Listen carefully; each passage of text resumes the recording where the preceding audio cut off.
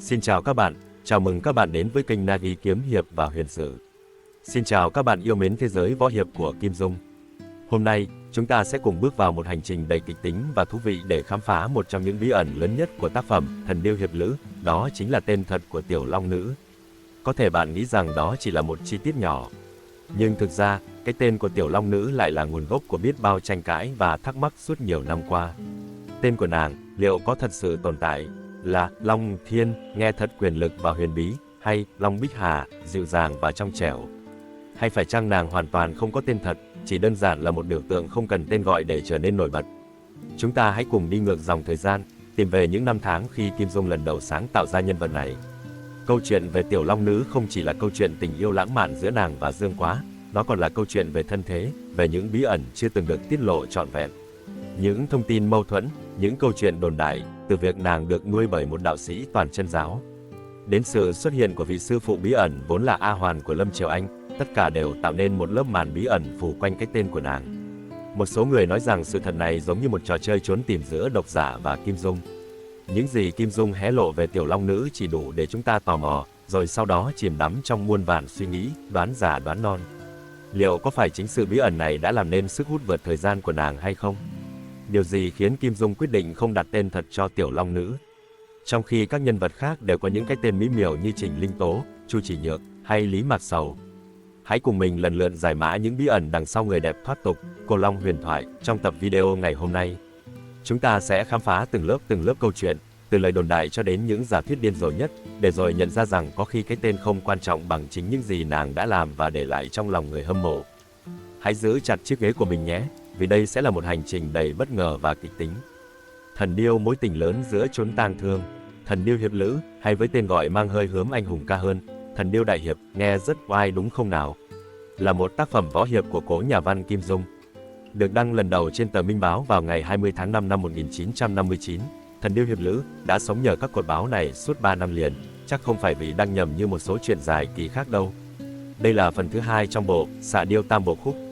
Bối cảnh của câu chuyện diễn ra vào cuối thời Nam Tống, khi quân Mông Cổ đã trở nên lớn mạnh đến mức đáng báo động. Họ không những tiêu diệt gần như cả châu Á, mà còn lấn lướt sang cả châu Âu, đúng là tinh thần, ta đi đâu là đất của ta, nhỉ? Với sức mạnh đó, họ đang trực tiếp uy hiếp sự an nguy mong manh của Nam Tống, khiến các vị anh hùng phải đau đầu không ít. Câu chuyện xoay quanh mối tình trắc trở nhưng lãng mạn của hai nhân vật chính, Dương Quá và Tiểu Long Nữ, giữa những cuộc chiến đẫm máu không chỉ trên giang hồ mà còn trên chiến trường. Yêu nhau giữa bể khổ vô bờ thì đúng là thử thách, nhưng với cặp đôi này, tất cả chỉ là gia vị cho tình yêu thôi mà. Giống như bao tác phẩm khác của Kim Dung, Thần điêu hiệp lữ cũng đã trải qua vài đợt chỉnh sửa bởi chính tay tác giả. Đến mức, bản lưu hành hiện tại đã khác đi khá nhiều so với bản đầu tiên, thật là một chiêu trò của Kim lão gia để khiến fan luôn phải đọc lại và lại đọc nữa. Đọc hoài mà không chán mới tài. Tiểu Long Nữ, họ tên bí ẩn và những điều không ai biết. Theo nhiều tài liệu, tên ban đầu của Thần điêu đại hiệp thực ra là Thiên Tàn Địa Khuyết, nghe qua đã thấy tràn đầy mùi vị của sự gian nan, chắc chờ rồi, đúng không? Tên này ngụ ý cho câu chuyện tình đầy thăng trầm của Dương Quá và Tiểu Long Nữ, khi mà đôi trẻ cứ như bị thiên tàn, địa khuyết, thử thách mãi không thôi. Từ trước tới nay, khán giả đã quen thuộc với cái tên Tiểu Long Nữ, một cái tên vừa nhẹ nhàng vừa bí ẩn, nhưng ít ai biết tên thật của nàng là gì. Theo nhiều tài liệu, hiện tại có 3 luồng ý kiến khác nhau về vấn đề này. Một bên cho rằng Tiểu Long Nữ tên thật là Long ỷ Thiên, nghe cũng có vẻ quyền lực đấy chứ. Một số khác lại nghiêng về ý kiến nàng tên là Long Bích Hà, nghe thì ngọt ngào hơn. Phải không nào? Còn lại, số khác lại cho rằng Tiểu Long Nữ là nhân vật duy nhất của Kim Dung mà không có tên thật. Phải chăng sự bí ẩn này chính là điều làm nên sức hút của nàng? Về nguồn gốc của hai cái tên trên, nhiều người cũng đã đưa ra lời giải thích, nhưng không phải ai cũng đồng tình. Phải công nhận rằng, việc tìm hiểu về tên thật của Tiểu Long Nữ đôi khi cũng thú vị chẳng kém những tình tiết của câu chuyện võ hiệp đâu nhé. Long ỷ Thiên, tên nàng hay tên kiếm? Với phe nghiêng về ý kiến Long ỷ Thiên, cái tên này được cho là xuất phát từ tiểu thuyết ỷ Thiên Đồ Long Ký, bộ truyện thứ 3 nằm trong Xạ Điêu Tam Bộ Khúc của Kim Dung. Nghe đồn rằng cái tên này bắt nguồn từ câu nói của Du Đại Nham, một trong 7 vị hiệp sĩ danh tiếng của phái Võ Đang, cũng là tam đệ tử của Trương Tam Phong. Du Đại Nham vì Đồ Long Đao mà bị ám hại rồi tận nguyền suốt 20 năm, nói ra câu này như một dấu ấn bất hạnh cho cuộc đời mình. Câu chuyện xoay quanh truyền thuyết về hai báu vật võ lâm, ỷ Thiên Kiếm và Đồ Long Đao. Trong tiểu thuyết gốc của Kim Dung, ông viết: ta đang hỏi ngươi, ỷ thiên bất xuất, thủy giữ tranh phong. ỷ thiên kiếm không xuất hiện trong võ lâm, vậy lấy gì mà tranh phong với Đồ Long đao? Nghe câu hỏi này, Du Đại Nham trầm ngâm hồi lâu rồi trả lời, tôi thực sự không biết. Tôi chỉ nghe nói rằng Dương Đại Hiệp học võ công từ thê tử của mình, cái tên ỷ thiên có thể là tên phu nhân của ông ấy. Thế là từ đó, mọi người bắt đầu đồn đại rằng tiểu long nữ tên thật là Long ỷ thiên, tên nghe thật quyền lực và bí ẩn, nhỉ.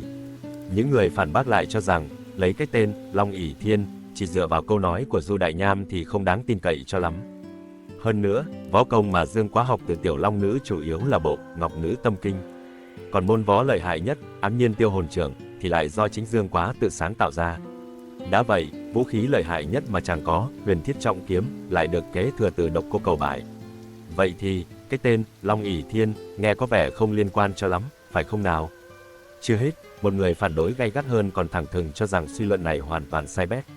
Nếu tiểu long nữ tên thật là Long ỷ thiên, thì lẽ ra Dương Quá phải được gọi là Dương Đồ Long mới đúng. Nghe cũng hơi hợp lý nhỉ, nhưng phải công nhận, nghĩ đến việc Dương Quá mang một cái tên nghe như vũ khí trong võ lâm thì có vẻ hơi kém lãng mạn cho một anh hùng tình cảm như chàng ta. Thế nên, chúng ta cứ tiếp tục để tiểu long nữ giữ bí ẩn về tên thật của mình, có khi lại thú vị hơn nhiều. Long Bích Hà, cái tên hay chỉ là một hồi đồn đại? Cái tên thứ hai, Long Bích Hà, lại có nguồn gốc còn hài hước hơn.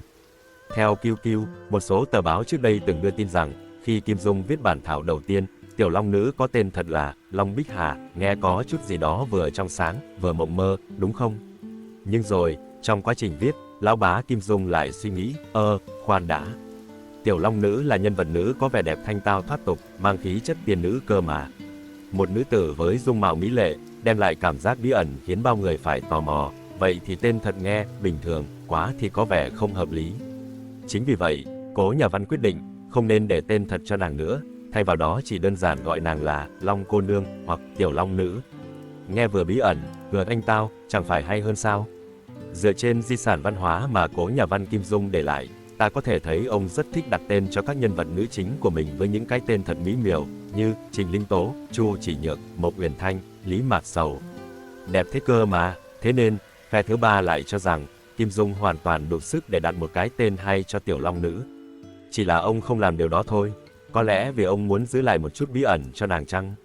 Rốt cuộc, cái tên thật của tiểu long nữ là Long ỷ thiên, Long Bích Hà, hay chẳng có tên nào, đến nay vẫn còn nhiều tranh cãi.